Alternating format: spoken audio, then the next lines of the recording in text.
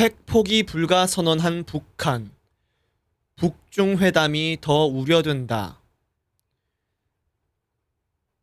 시진핑 중국 국가주석이 오늘부터 이틀간 북한을 국빈 방문한다. 북중 우호조약 체결 65주년과 맞물린 이번 방북은 북중 동맹 복원과 경제 안보 협력 확대 방안을 논의하는 자리가 될 것으로 보인다.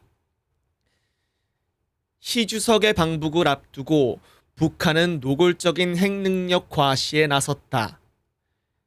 김정은 국무위원장은 핵물질 생산시설 시찰을 시작으로 핵 미사일 능력을 과시하는 행보에 나섰고, 어제는 핵 보유국 지위는 절대 불퇴의 한계선이라고 한 김여정 노동당 부부장의 담화를 공개했다.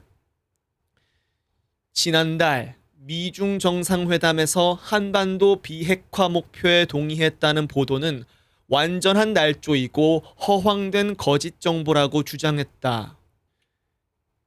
비핵화는 더 이상 논의의 대상이 아니라고 은근히 시 주석을 압박한 셈이다.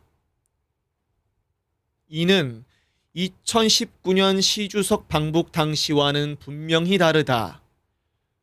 당시 북한은 하노이 북미 정상회담 결렬 이후에도 비핵화 협상의 틀을 완전히 부정하지는 않았다.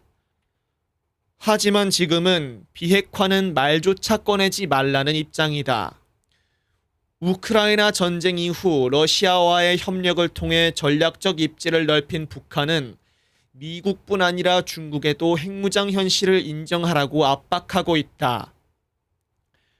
북한을 자국 영향권에 묶어두려는 중국은 이번 방북을 계기로 경제 협력과 물류, 항만 개발에 속도를 낼 가능성이 있다.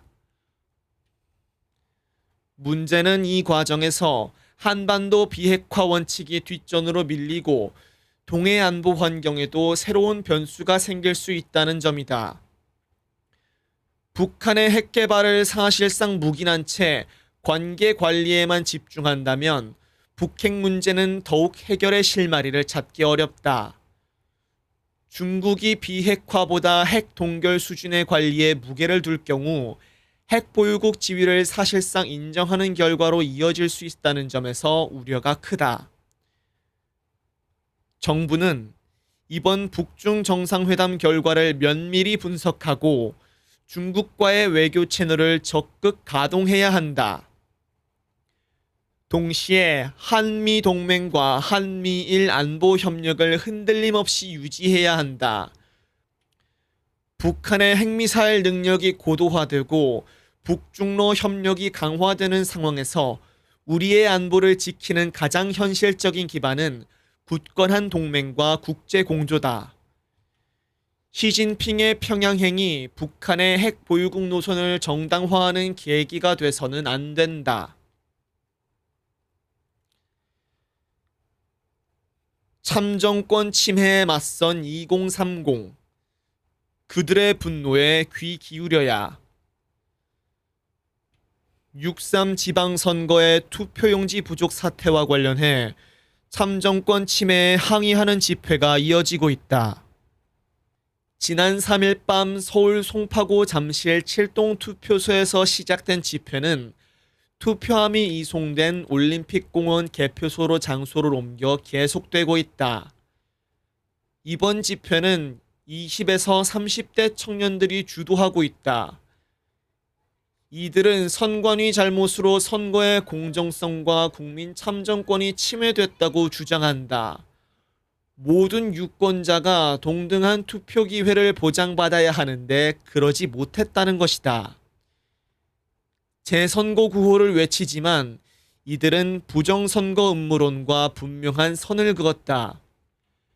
재선거 이외 정치 구호 금지를 내걸고 정치색이 드러나는 피켓, 시위도구 사용도 금지했다.